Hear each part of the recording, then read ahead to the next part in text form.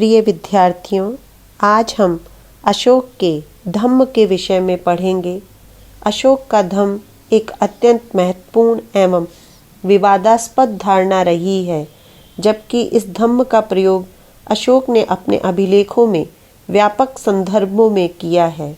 अशोक स्वयं बौद्ध धर्म का अनुयायी था, किंतु उसके अभिलेखों में जिस धम्म का उल्लेख हुआ है वह बौद्ध धर्म प्रतीत नहीं होता, क्योंकि उसमें बौद्ध धर्म से जुड़ी दार्शनिक अवधारणाओं जैसे 4 आर्य सत्य, अष्टांगिक मार्ग, निर्वाण आदि का उल्लेख नहीं हुआ है।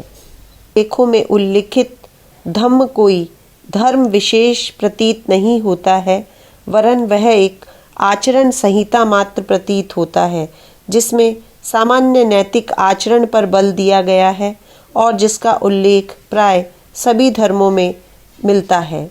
अधिकांश विद्वान यह मानते हैं कि अशोक का धम्म एक सार्वभौम धर्म था, जिसमें सभी धर्मों का सार संबंध सम्मिलित मोटे रूप से सामाजिक व्यवहार और क्रियाओं से था।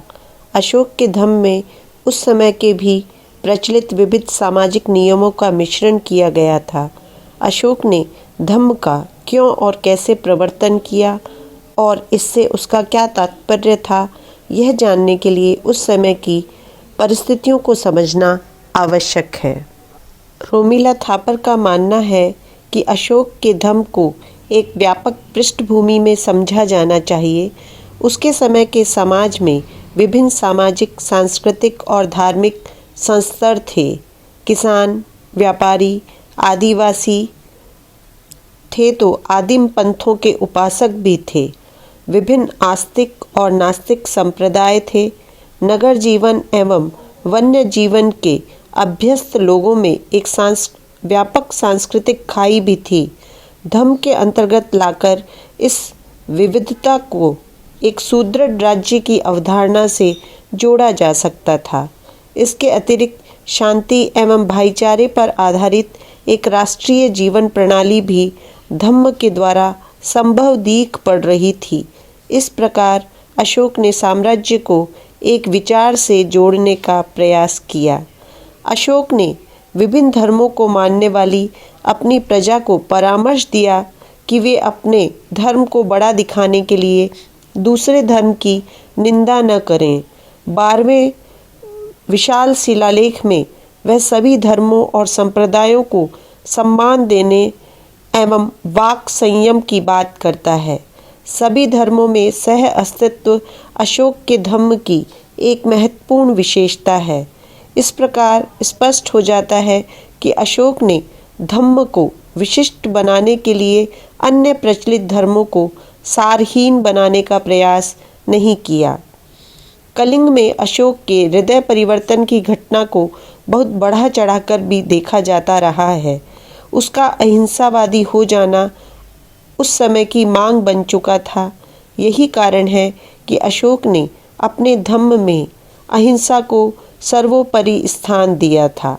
उसका विशाल शिलालेख संख्या 1 व 5 में उन पशुओं की सूचना मिलती है जिन्हें नहीं मारा जाना चाहिए।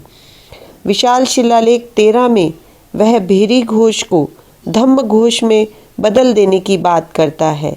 यह संभव जान पड़ता है कि राजकीय स्तर पर पशुओं का वध अब समाप्त हो चला था, लेकिन जंगलों में रहने वाले समुदायों ने अपनी जीवन प्रणाली मुश्किल से बदली हो, जिसमें मांस भक्षण भी शामिल था।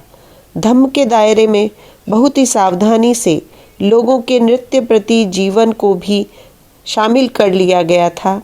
सदाचरण और सामाजिक जिम्मेदारी धम्म के अंतर्गत लाई गई। इसके अतिरिक्त रूढ़िवाद को मिटाकर धम्माचरण अपनाने पर बल दिया जा रहा था। अपने दूसरे स्तंभ लेख में अशोक अपनी प्रजा को संबोधित करता है और पूछता है कि धम्म क्या है। कियम चू धम्मेति।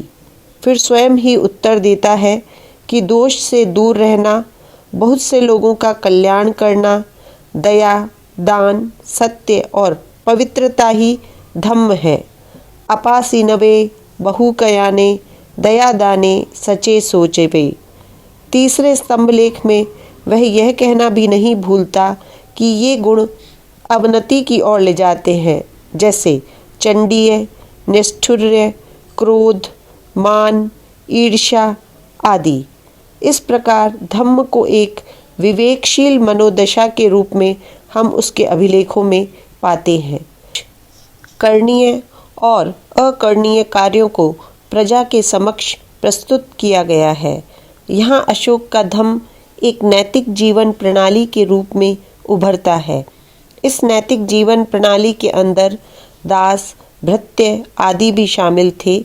यह अपेक्षा की जाती थी कि लोग दासों और भृत्यों के साथ उचित व्यवहार करेंगे। बड़ों के प्रति सम्मान प्रदर्शित करना भी इसी के अंतर्गत आता था।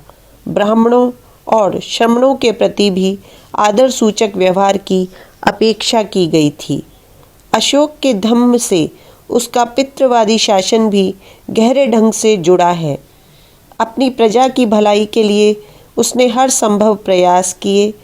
दूसरे विशाल शिलालेख से ज्ञात होता है कि उसने मनुष्यों और पशुओं के लिए चिकित्सालयों और औषधियों का प्रबंध किया, सड़कों के किनारे कुएं खुदवाए और छायादार वृक्ष लगवाए।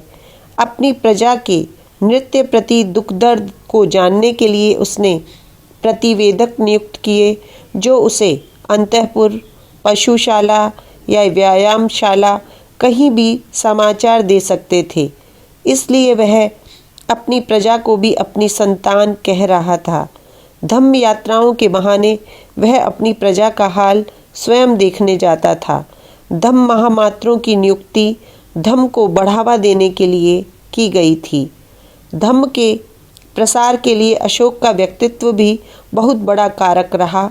उसने धम्म यात्राएं की, भिक्षुओं और श्रमणों को दान दिए, सबसे बढ़कर एक अहिंसापूर्ण जीवन अपनाया। स्तंभ लेख संख्या 1 में अशोक कहता है कि उसका उद्देश्य धम्म की संरक्षा करना, लोगों पर धम्म के अनुसार शासन करना, लोगों को धम्म के अनुसार सुखी रखना और उनकी धम्म के अनुसार रक्षा करना है। अशोक के व्यक्तित्व और उसके बौद्ध धर्म से संबंध पर जो भी लेखन हुआ है, उसके आरंभ में उसे राजर्षि और बौद्ध शासक के विशेषण से संबोधित किया जाता है। अशोक का धम्म बौद्ध धर्म की अनुकृति नहीं था। उसके अपने नवाचार थे जो मौर्यकालीन समाज, संस्कृति और राज्य की आवश्यकताओं से उपजे थे। अशोक की धम्म संबंधी विश्व दृष्टि में महात्मा बुद्ध का धर्म उतना ही शामिल था जितना वह उसे मानवीय और सर्वग्राह्य बनाए।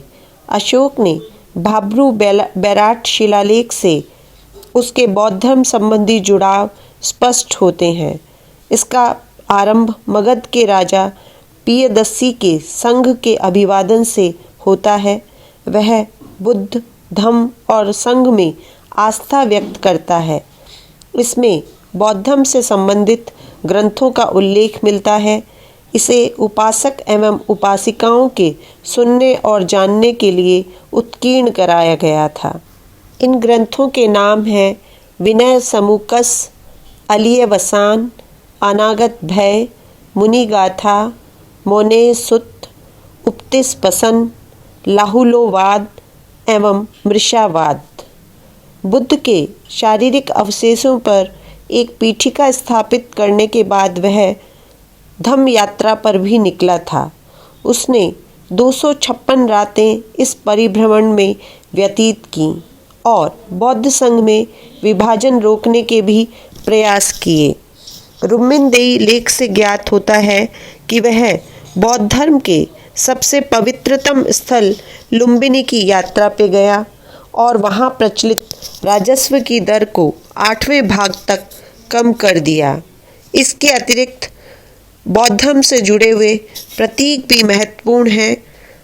सिंह, वृषभ, अश्व और गज, इन सब का संबंध महात्मा बुद्ध से जुड़े हुए कथानकों से है। चक्र को भी बौद्ध धर्म प्रवर्तन का प्रतीक समझा जाता है। गिरनार, धौली और कलसी की हस्ती मूर्ति भी उसकी बौद्ध धर्म में आस्था को व्यक्त करती है।